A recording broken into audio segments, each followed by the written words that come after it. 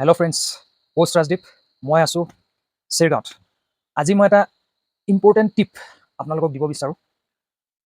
ৰাতিপুৱা শুই উঠি আমি এটা প্ৰেক্টিছ কৰা দৰকাৰ, যিটো প্ৰেক্টিছ হৈছে মাইণ্ডফুলনেছ প্ৰেক্টিছ।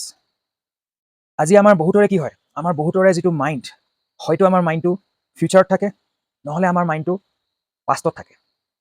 কিন্তু আমাৰ যিটো মাইণ্ড, আমি এই মাইণ্ডটো প্ৰেজেণ্ট মমেণ্টত অনা বহুত ইম্পৰ্টেণ্ট। চ' এই টেকনিকটো যদি আপোনালোকে এপ্লাই কৰে, এই মাইণ্ডফুলনেছ টেকনিকটো, আপুনি আপোনাৰ যিখিনি চেন্সেছ আছে, যেনেকৈ আমাৰ 5টা চেন্সেছ আছে, আমি এই 5টা চেন্স আমি কি কৰিব পাৰোঁ, আমি মাইণ্ডফুলনেছ কৰিব পাৰোঁ, ৰাইট? চ' কি কৰিব লাগিব?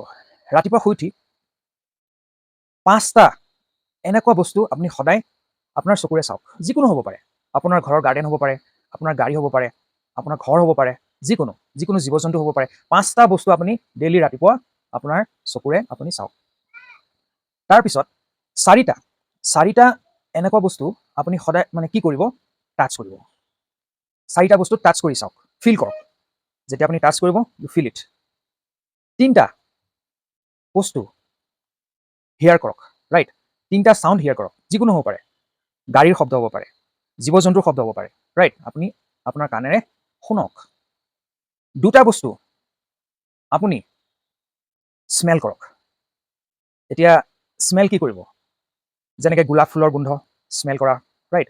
তো আমি গোন্ধও ল'ব লাগে। মিনিমাম দুটা বস্তু আমি গোন্ধ ল'ব লাগে। আৰু লাষ্ট এটা বস্তু আপুনি টেষ্ট কৰক। সেইটো হনি হ'ব পাৰে, যিকোনো হ'ব পাৰে, ৰাইট? আপুনি টেষ্ট কৰক। এইকেইটা যদি আমি কৰোঁ, এই 5টা চেন্স, আমাৰ যিকেইটা 5টা চেন্সেছ আছে, এইখিনি বস্তু আমি ইউজ কৰি আমি মাইণ্ডফুলনেছ প্ৰাপ্ত কৰিব পাৰোঁ। চ' থেংক ইউ। এইটো আপোনালোকে প্ৰেক্টিছ কৰিব।